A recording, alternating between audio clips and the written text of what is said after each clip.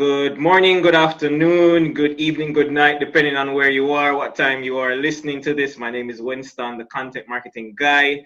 And today I am beyond elated. This isn't just excited, this is ecstatic because I have an amazing gentleman with me, Keron Rose, someone I actually connected with over LinkedIn. That's just the power of social media, the power of being online, the power of being digital, where these types of relationships where I'm in Jamaica, he's in Trinidad, but we can still connect online.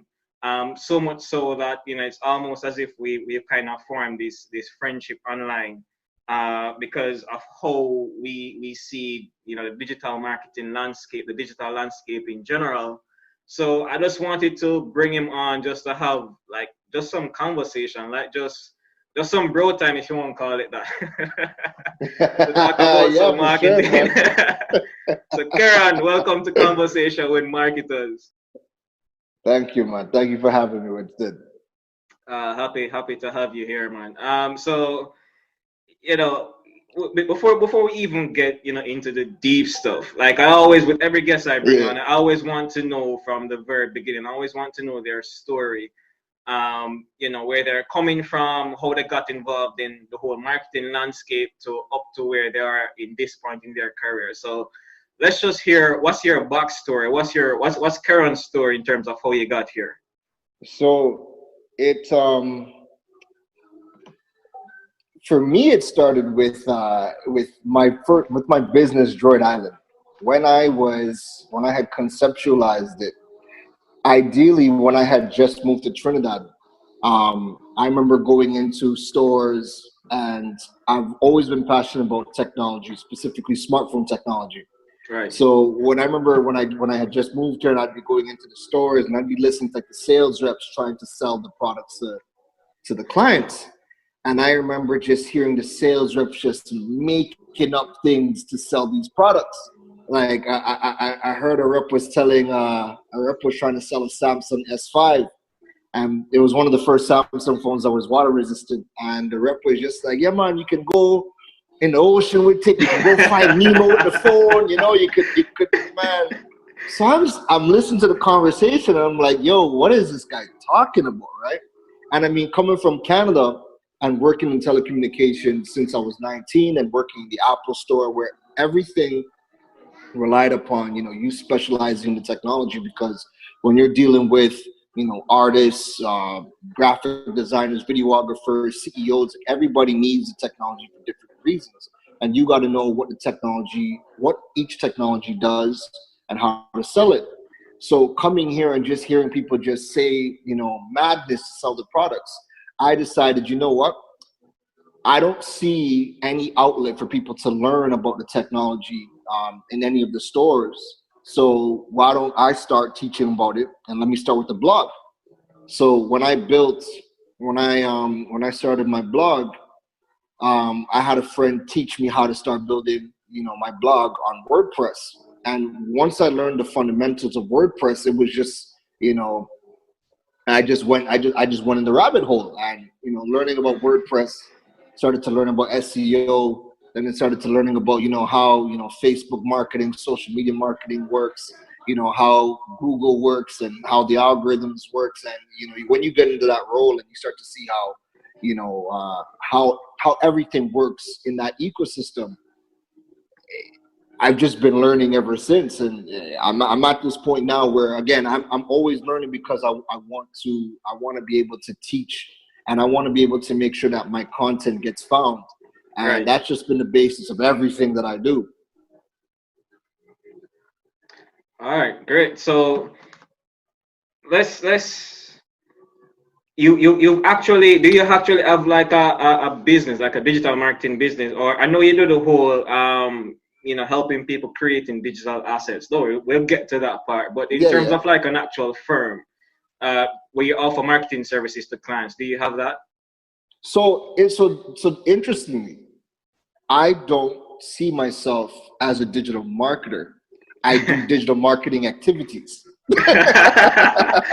That's Right? interesting. Yeah. So like I wouldn't, like I don't have a service selling you digital marketing, but because I do digital marketing, I do content marketing, and I'm doing all of these things within my own business. It has just gotten to the point for me where people are like, yo, you know, who's built your website? You know, who creates your content for you? You know, how are you doing social media marketing ads, whatever? And I'm like, I do all those things. Right. And when people, at that point is when people, you know, reach out and be like, well, yo, can you teach me how to do it? And I've always kind of just, you know, declined that for the last 2 years because my mindset was, I'm not a digital marketer and I don't have a digital marketing business. So like, I'm not going to put that out there to say that I can do it for you or teach it. Right. But now we're just getting to the point where we're in 2020. People are still not, you know, doing digital marketing properly. They still don't have a website. They're not doing social media marketing properly. And now I'm starting to, you know, talk more about it because I'm constantly doing it for my business. So I'm talking about it and I'm showing people the results I'm getting. And I'm starting to help them more on that front. All right, great. So talk about like the difference between, because I know like in North America, that's US, Canada, like the landscape there in terms of how they embrace digital marketing, how they practice digital marketing is, I mean, I would consider it light years ahead of what we're doing here in the Caribbean. Like well, no, first of all, tell me like what's the difference between that you see, you know, doing digital marketing in Canada versus the Caribbean, and kind of help us to understand like how did you make that transition, because it's almost like, you know, going back in time, so to speak, you know, moving from Canada, coming to Trinidad and having to adjust to the reality of that market. So like how did you transition from that period? The transition was definitely interesting.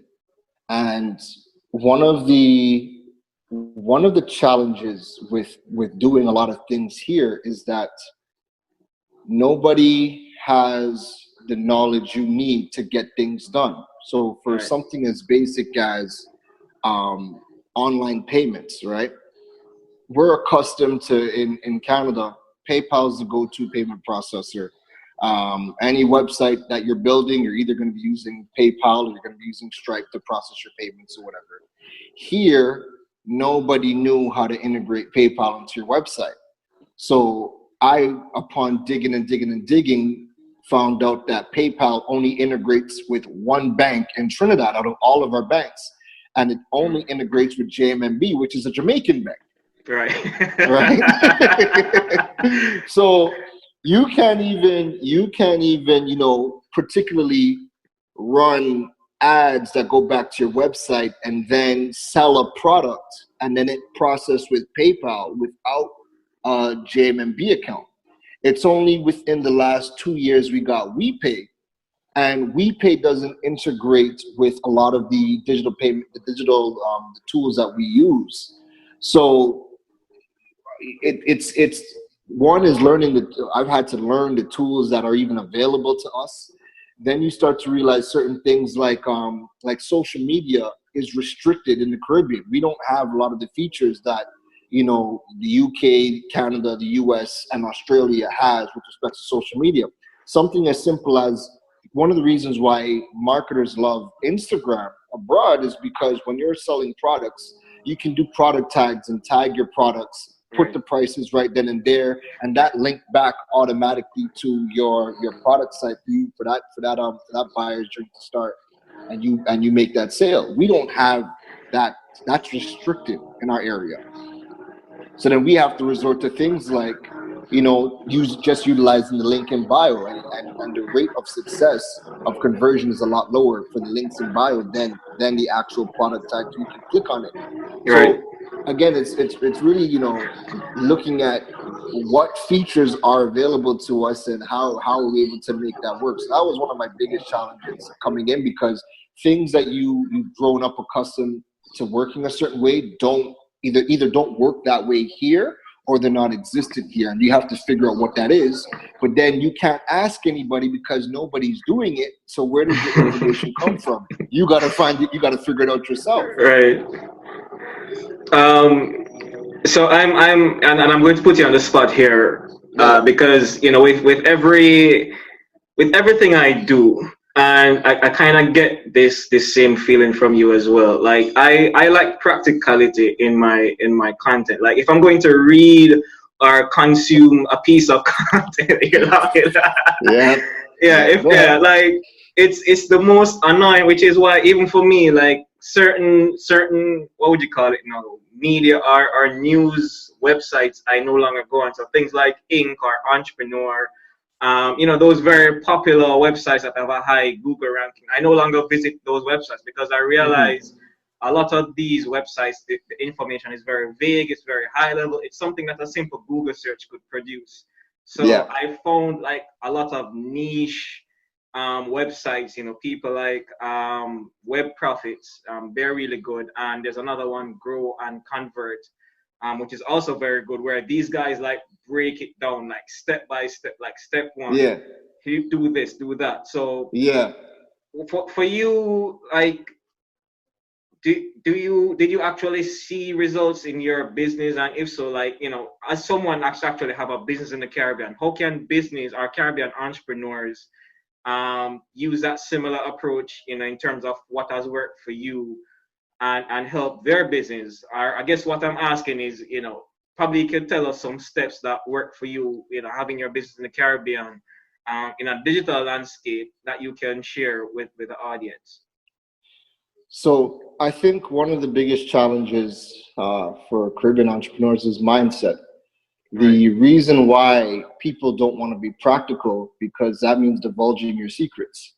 And if you're divulging your secrets and you're helping your competition get a leg up, they potentially can put you out of business. So everybody, now I'm not too sure if this is the same in Jamaica, but in Trinidad, people hoard information and people don't want to share information because they just don't want, they feel like if people know how they do things, then they're no longer special. Right. So for me, coming from Canada, everything has always been about practical solutions. The more information you give, the more you're able to help somebody get a leg up. That got you your commissions. Right. Right. That made you the top sales reps in companies, right? So I just took that same approach here with everything that I've done. My goal was to ensure that you knew everything about a particular product. So with Droid Island, I wanted to ensure, I didn't want to do too much product reviews. I wanted to show you how this product worked for your specific niche or for what you're trying to solve. Right. With what I do with Keron Rose and teaching people about the digital assets, I don't consider myself a web developer. Not at all. I can't code for nothing, but I can build websites. I want to teach you how to build these things because I want you to get a leg up. The digital marketing landscape is always changing. There's always new skills that are going to be needed. So I'm constantly learning so I could use those same skills in my Droid Island business. But then I'm also, when I also use it and I get the results in my Droid Island business, I could turn around and teach it. Which is why like I started to do the beta program, because I wanted to show people that I can teach you, get results for other entrepreneurs and take you on that journey with me so you can see other people besides me getting results as well. Right. And you made a very interesting point about mindset, because it's been like for the past, well, I would say 3 years. Like I've worked in companies where this whole idea of, as you said, putting our secrets out there, out of fear that the competition is going to get, one of us basically. And it's the weirdest thing, because I've been in companies where I've executed content marketing for them. And there's even one case in particular I can think about where the CEO of the company, there's this particular deal that they were negotiating for like almost a year, and they were getting nowhere with the deal. And this is before I even started working there. And I came in and I just started implement some simple things, like nothing too complex, just like putting a blog up. We had a meeting, the CEO and myself, and we kind of decided on the direction of the brand that we want to take the company. And we created content around one being helpful to our audience, but at the same time, helping to position the company as that authority in that space. Yeah. And as a result, like the company was able to close that multi-million-dollar deal literally within like 2 or 3 weeks. That was taking them almost a year for that deal to close. Yeah. And we were able to get investors for the company. We were able to get and I put that together an advisory board, and it was so effective to the point where even people when we started to grow the marketing team, and I was interviewing people were saying that Hmm. before we started doing all that, they had no idea what the company did or what it was about. And all of a Right. sudden they're like, oh, okay, I get it now. Yeah. And even with that, the CEO was still like, let's Uh, just focus on sales. And in my mind, I'm thinking, how does this make sense? Like, and even a step further, because even when we went into sales meetings, people would be like, oh, I know you guys. You guys are the people that I saw on Instagram, or I saw you post an article on LinkedIn. yeah. So it's not that he wasn't aware that it was effective, but for some reason, this whole mindset of we need to go out there, we Yeah. need to direct sell, we need to knock on doors, and basically push our product to people and try to convince them why they should choose us. It's like it to this day it still blows my mind 3 years later, because and what's ironic about the entire thing Yeah. is that now I'm finally starting to see that same company implement some of the ideas that I had from like 3 years ago. And Wow. I'm just shaking my head and I'm like, but if you were doing it from when I suggested it, you would have been like light years So ahead much of further everybody ahead. Correct.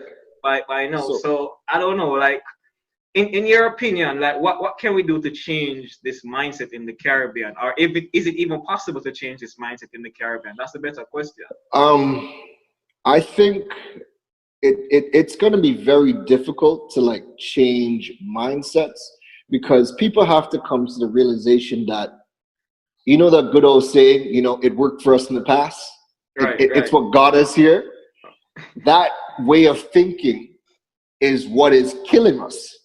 right, Because what a lot of the CEOs and what a lot of the leaders of the organizations have not accepted is that even though it worked 10, 20 years ago, 5 years ago, the people with the buying power have changed. The people that have the money now, the millennials coming up, we are the group with the largest spending power at this point, as the baby boomers are moving out. right, right, We purchase differently. Now, if we want to purchase anything, we don't spend money without going online and reading reviews. We don't spend money with a company without going online and getting educated first. The right. people who are putting out the resources and the time to educate us are the people we genuinely begin to trust, and that is where we give our business. We can't. When was the last time When was the last time someone cold called you and got a sale? Never. Cold Right, like, email, cold call, cold message. It has never no, worked. it's not gonna work. Like, and I personally cannot stand an insurance agent calling me and telling me, yeah, I want 5 minutes of your time to go through my products. No, Right. give me your website link. Yeah. Let me go through your content. Let me, break things down for me. Let me see what you guys have. And if you guys do that, great, you have my business. But if I go to your website or I go to your YouTube channel and there's no content, you guys aren't explaining nothing. You guys are still giving me the airy-fairy terms, Right. the vague descriptions of your product. Like, that's not selling me. And I don't have interest in giving you my time. Like, I don't want to be sold. I don't want to go into a conversation where I'm not educated. I want to jump on a call with you and have a good understanding of what we're going to talk about. Right. Right. And it's very interesting as you said it. It brought me back to 2016. I'm going to assume that you know who Neil Patel is. I'm just going to assume. Of Um, course. Of course. so 2016 was the first time I actually discovered Neil Patel, and Yeah. I mean, I was blown away by this guy because I'm like, who is this guy? And Mhm. subscribe to his newsletter. Got the weekly. I think back then it was weekly. I think he does it every day now, but I think back then it was weekly.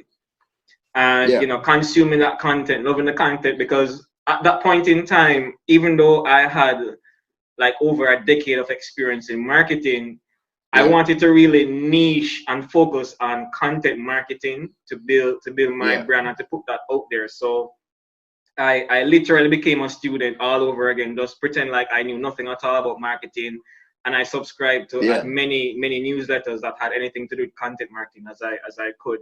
Yeah. And it's funny because like newsletters that I was subscribed to probably 2-3 years prior to discovering Neil, like these guys would just send me like one email about some valuable content, and like the next email would be like them trying to sell me something. And I remember it was such a turn off. I was like, unsubscribe. But then I came across Neil, and this guy was just like, valuable content, valuable content, valuable content. I'm like, all right. All right. So 6 months goes by.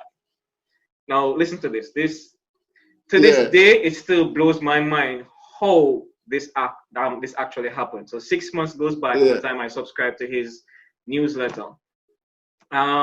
I wasn't working for like probably for a number of years, probably for like 3-4 years. Yeah. So by this time, like savings had dried up. Like I had no money whatsoever. I just started a new job. Yeah. And like literally, I had like my last 100 US on my card. Like literally, like after this money, I have nothing left. Yeah. And I remember Neil sending an email after that 6-month period of just valuable content. And he's like, hey guys, we're hosting this content marketing summit. We're going to bring on like about 10 leaders in the marketing space. It's for $97. If you pay, it's like on lifetime access to this content. And I remember like even without blinking, even without breathing, I took my last $100 and paid for that summit. Yeah. Like just like that. And it wasn't until after I actually did the transaction that I took a step back and I'm like, wait, what the hell just happened? You just spent the last I just spent my last dollar on this guy just because he was providing me with so much content. And because of that trust over that 6-month period had been built. So for me, it was easy for me to like spend my last dime because I'm like, hey, if this guy's weekly email is so good and he's putting on a summit, like I need to like deep dive headfirst in everything that he's going to be talking about. And in that moment, is when the power of content marketing really clicked to me. I'm like, oh, wow, but if I could reverse engineer how this actually happened for me, like how was it effective on me, then I could do the same thing, not just within my business or my practice, but for other businesses as well. So I mean, it's a very unusual thing. And I even saw a post today on LinkedIn. A guy, Chris Walker, he actually was one of my guests on the podcast earlier a few months ago. And he spoke about the fact that because of the whole COVID situation, marketing budgets are going to be cut and marketers are going to be placed in a situation where they're going to need to prove their value.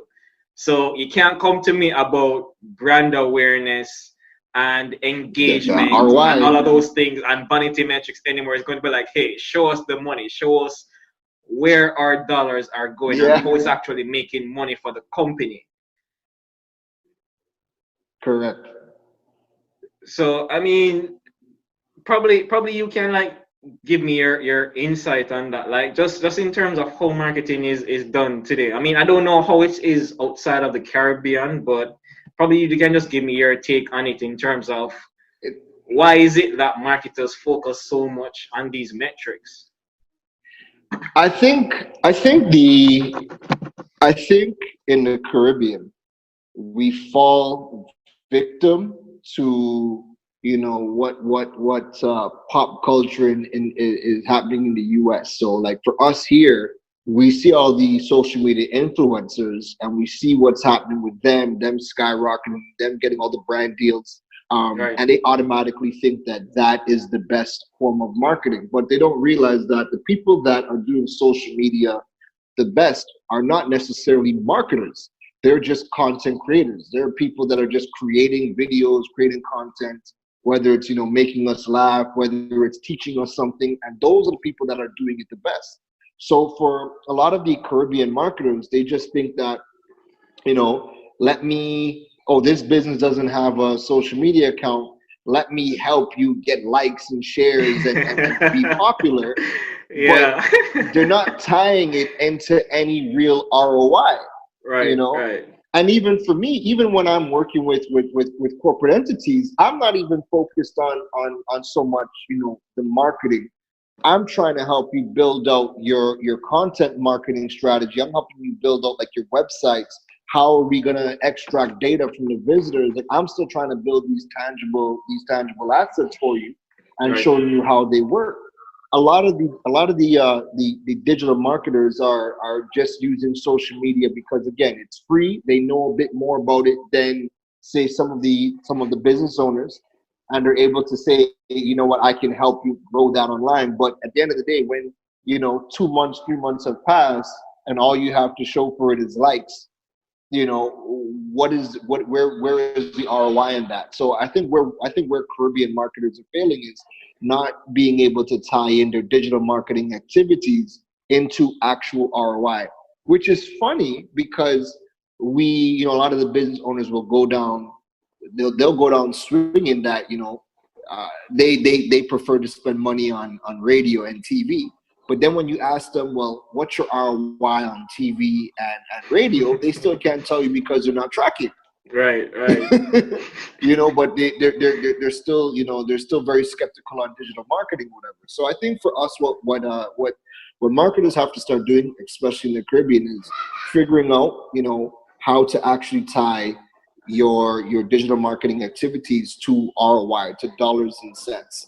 And until we do that, there's always going to be an uphill battle trying to convince minds of the business owners here. Yeah, that's true. And it's a conversation. I've put it this way. I've kind of been poking the hornet's nest a bit. Kind of. I guess it is what it is. Because indirectly, I'm throwing shade at marketers, digital marketers, because I'm like, you have to. Like, how do you expect? Because, all right, I did a research report. I think it was 2 years ago. Mm-hmm. Yeah, because just out of curiosity, I'm like, all right, as a marketer, I know the challenges that I have. What are some of the challenges that some of the other marketers have? Let me go and let me take a survey on that. And I got like over 100 responses, compile that data, look through everything, and out of everyone is like, I think it was 82% of the respondents said that their biggest challenge is that they don't have the money, they don't have the budget to execute the marketing campaigns and initiatives that they want to. Right. So, and I could empathize with that because I've been in similar situations. But then when I took a step back and I'm like, but wait, if all you're pitching to management, to CEOs, to whoever, is that you can get them likes and shares, then why should they give you more money? Correct. Like, that makes no sense, because and I think it's a problem that us as marketers, I'm putting myself in that boat because I used to have that mindset a few years back where it's, the whole idea of brand awareness should be enough. And I had to really switch from like a marketer mindset to like an entrepreneur, CEO, business owner mindset to say, if I'm spending this money, let's say I'm spending $1,000 with someone per month, like, I want to know that I can at least get $1,001 back at the end of the day, or else it makes no sense. Correct. So and then the issue now is, how do you go about tracking that? Because a lot of the businesses here don't have things like a website set up, or don't have a platform to actually sell digital products or their physical products online. The goal of social media has always been to be a breadcrumb to lead you back to a platform that you can create that sale. Stop. 1 second. Go ahead. Yeah. Just repeat that for me, please, and say it loud for the people in the back. Listen, that is the best way I've ever heard anyone put it. Yes, breadcrumbs. That is it. Yeah, social media, unless the mindset of marketers here is they think that they are, the social media personalities, where their business and their presence can live on social media. Business owners and social media personalities are two completely different things. Right. If you are a social media personality and you're creating content, and you're perfectly fine with, a banging Instagram or whatever, that's great. But if you are a business owner, you need to be getting your customers off of social media and onto a platform where you can conduct commerce. So when you put, when you tag the product, which we can't do, but again, in the States, when you're tagging your products on Instagram, it's to lead you back to a landing page where people can buy, right? For us, when we have a link in bio or they're checking out our products, or, we're popular on social media, but we're telling them to check on our website, when they come to our website, they should be able to buy. But if that business does not have a website, where do you create that money? Where do you create that commerce? And so you're just settling for likes and shares, because where are you sending that traffic? Right. So simple things like, having a discount code. Hey, if you like this piece of content, here's a 5% discount code. Hit the link in bio, visit our shop. You could then start to track, okay, we use this discount code, and when we check our data and our analytics, we can see that this discount code was used 100 times to make purchases online. You can begin to track that data, but again, you have to have those platforms built in order for you to really maximize social media. And that is the big gap in the market, where most businesses simply do not have the platforms like their website or their email list or notification list and whatnot.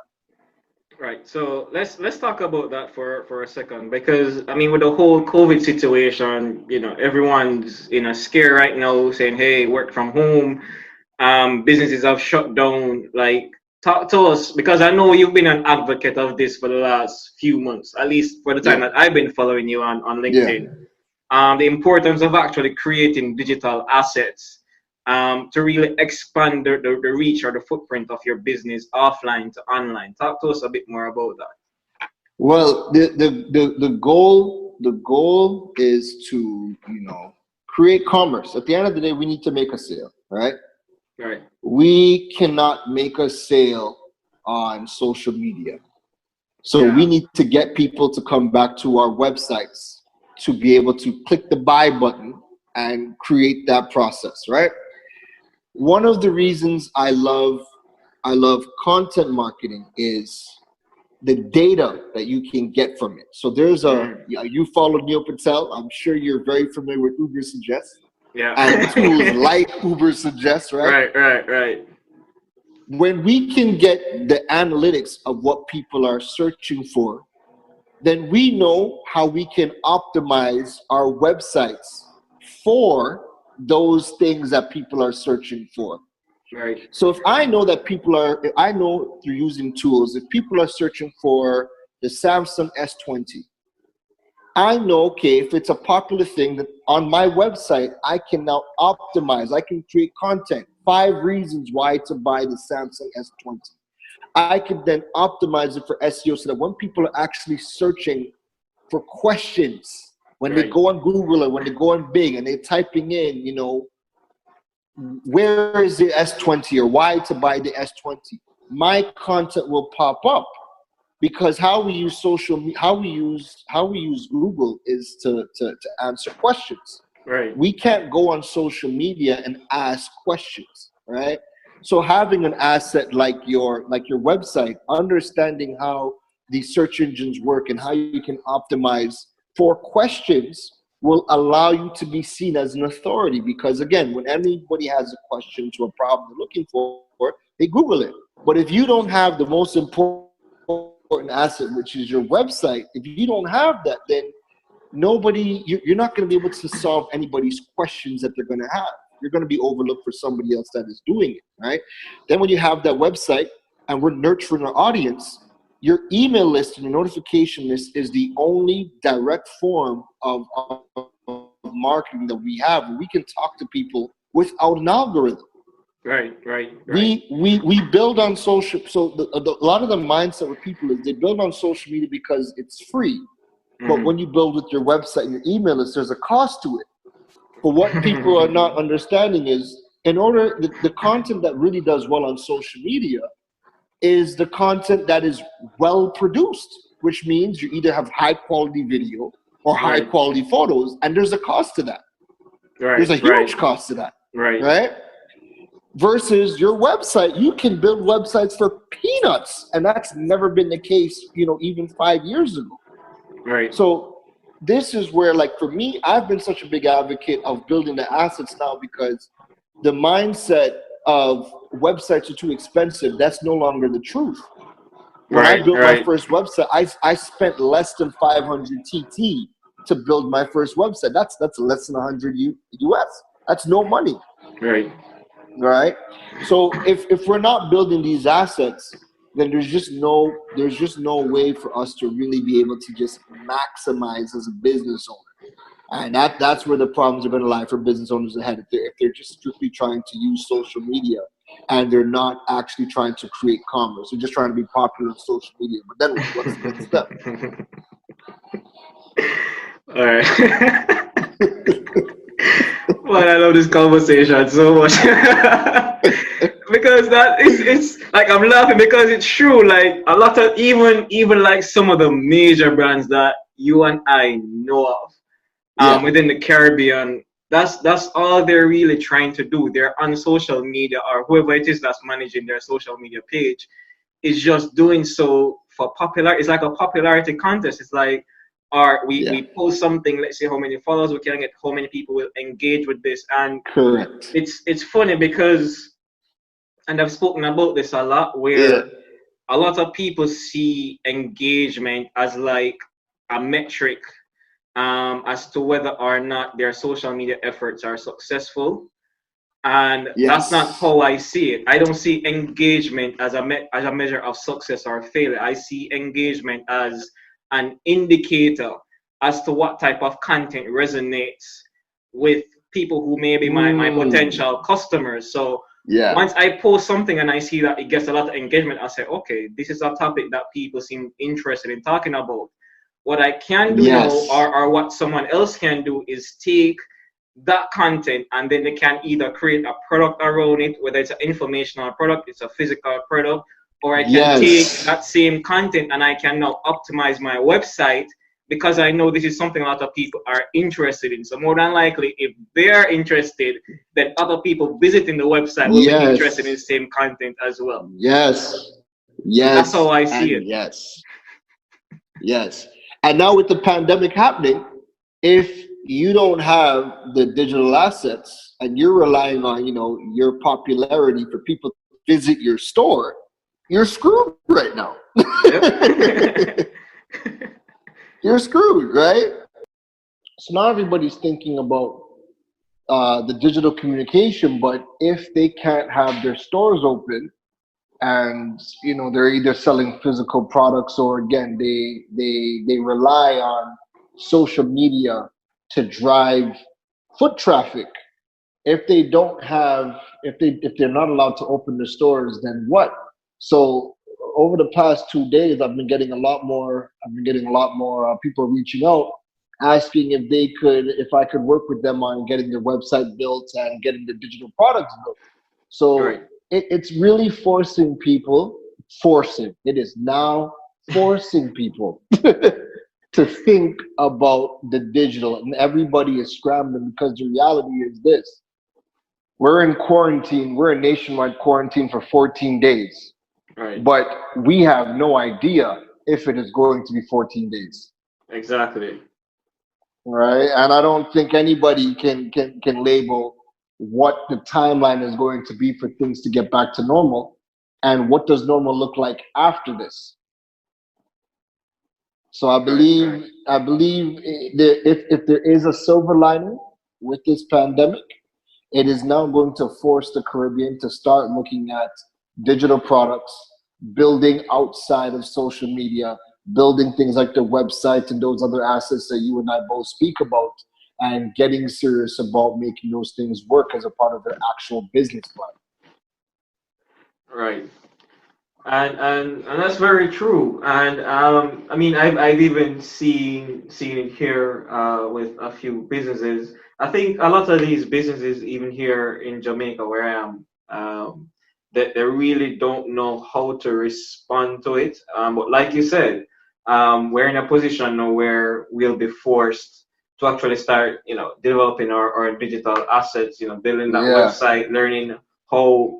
I think that the greatest let me be careful how I phrase this because I don't want to make it sound like I'm actually glad that the virus outbreak happened, but Yeah, of course, of course, of I course. think the greatest thing that we can all take away from this is that it's going to force creativity. It's going to force innovation. It's going to force inventiveness in terms of how we Yeah. think and how we approach problems because we can't approach this new problem with the same approach that we did, prior to it getting to this stage. Correct. Correct. Correct. And that is going to be the biggest silver lining out of this. Like I had somebody message me and they were like, is it possible for my small business to take credit card payments online? And I'm amazed because I'm like, where have you been?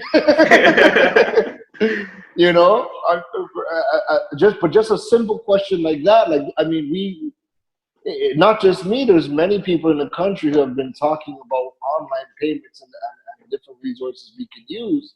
You know, so now that this has happened, they have realized, my brick and mortar isn't going to cut it. I'm not making any money.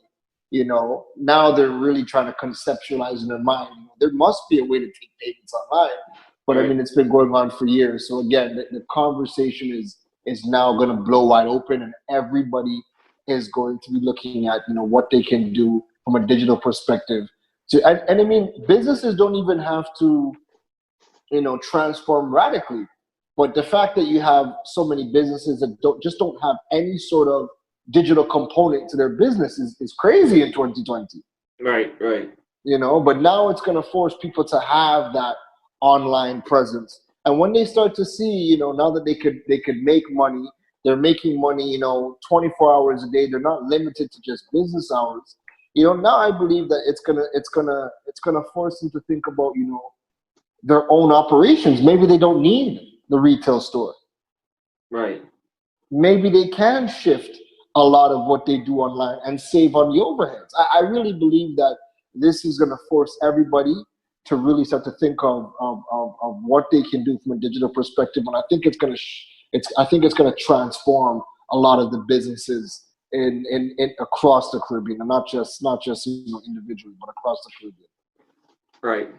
And let me just make this quick point before we actually close out. Yeah, yeah. And this and it's funny because when you mentioned that story about the person who messaged you about taking payments online, like I smiled to myself and it clicked to me that this is content marketing. This is like you're like the perfect case study of the effectiveness and benefit of content marketing because if you weren't putting that content out there around building Correct. digital assets, taking payments online, you would have never been top of mind to that person. That person would have never thought, hey, Correct. let me reach out to Keron because he's actually talking about this. He knows something about this. Let me actually reach out to him. And Correct. and it literally just clicked to me. I'm like, this is content marketing. This is exactly what it is. This is This what is I've been it. talking about for the last year, 2 years. This is exactly it. This is it. And I think the power of content marketing really lies in what the fundamental of business is. The core Right, right, of right. business is Exactly. to solve a problem. Content marketing is looking at the problems within your niche and educating your audience about that. Right, Right or wrong, it doesn't matter what your point of view is. You are offering your perspective, your expertise on that, and you're putting it out into the market. And there's no ad that beats content marketing. right. I agree. Gone are the days where the days of Mad Men, where you can come up with a catchy tagline and it works and it sells. Right. Now we want to understand what we're getting ourselves into, and content marketing is leading the way. And I'm so big on understanding, SEO, and understanding data and analytics, because the more you know about your audience and what their problems are, is the better guided your content is going to be. And once you start to put out content and you optimize it on your website, there's nothing better than somebody Googling, hey, this is my problem, how do I fix it? And your blogs, your videos, your podcast is coming up. Right.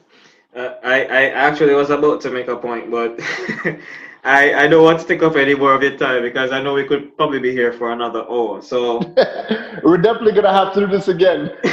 No, without a doubt, definitely. So two things I as we're closing, two things I want you to talk about. First of all, how can people reach to you if they're looking to develop their digital assets, build their website, or just get educated on what you're doing? That's the first thing. And two, before you go, I'd love for you to talk more about your beta program that you're working on. Probably how you came up with the idea, where it is right now, and what exactly you're looking to achieve with it. Yeah, no problem. So to find me, it's Keron Rose everywhere. The minute you Google me, Keron Rose, you're going to see all of my platforms. That's probably the easiest way to find me. Just jump on Google, Keron Rose, and you're going to find me on every platform. You'll find my website, and you can subscribe to my content. My beta program, honestly, the reason the beta program came out was because I've gotten results for myself, and I've gotten results for companies. Now, I understand that service providers, when they work for companies, they kind of, a lot of them hide behind the brand names of the companies. Like, we're in the Caribbean. If I say I've worked for Coca-Cola, at the end of the day, Coca-Cola has been around for a millennium plus. There's nothing that we could do from the Caribbean perspective to add to Coca-Cola. It's a household name, right? Right. So you can't take credit for anything that Coca-Cola has already done, right? Right. Now, I feel like that about any corporate entity that I've worked with. I cannot take the credit for anything the corporate companies are them. They're big. Everybody knows them, right? I have done things with them. Cool, no problem.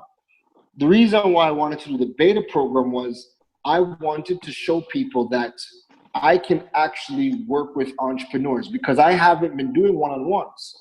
All right, I've gotten results for myself, I've gotten results for companies, but I have not been doing one-on-ones with other entrepreneurs. So let me take 4 case studies and let me, go on Instagram and show you the behind the scenes and blog about the work I'm doing with them and the progress they're making. Let me show you the journey from start to finish.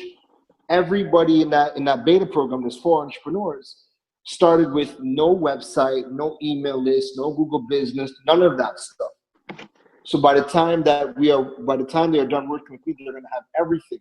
And then if you're following me on Instagram, anytime I'm with them, I'm showing behind the scenes footage of us actually doing the work.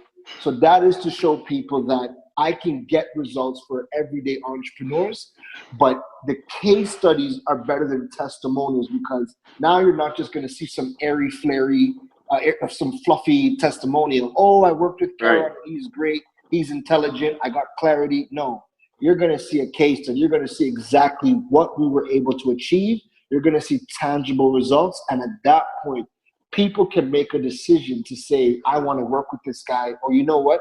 Even if I don't work with him, he has shown me a blueprint of what I can begin to start to work and build within my own business. Right. Awesome. Sounds good, brother. And I mean, I'm definitely going to be following up on that, because I mean, I'm very, like, I personally love case studies, which is why those 2 niche websites that I mentioned, and actually the reason that drew me to Neil Patel in the first place, because he was like the first marketer that I ever came across that really like went in depth, like gave it all, put it all out there. Yes, and really showed like step by step breakdown how he got the results that he got. That's what really drew me to him. So I'm definitely going to be following that journey. for sure, man. For sure, man. So Keron, it was just absolutely amazing, brother. Thanks again for being on the podcast. Thanks for your time. And Um, thanks you for know, having me. yeah, man. I don't know if you want to leave the audience with anything. Any final words of wisdom, guru insights that you want I to just drop. wanna impress upon everybody that the world has changed, and so much you. So must you. We can't continue to do business like how we did 10, 20 years ago, because you know what? The reality is that even 5 years ago, things have changed so much that our thinking 5 years ago is our baggage today. Awesome, awesome, brother. All right, guys. So that was Keron Rose, the master. Be sure to follow him, check him out, check out his blog. Sorry, and the journey that he's taking these four entrepreneurs on. Thank you again, man. All right, brother. Take care. All right, take care.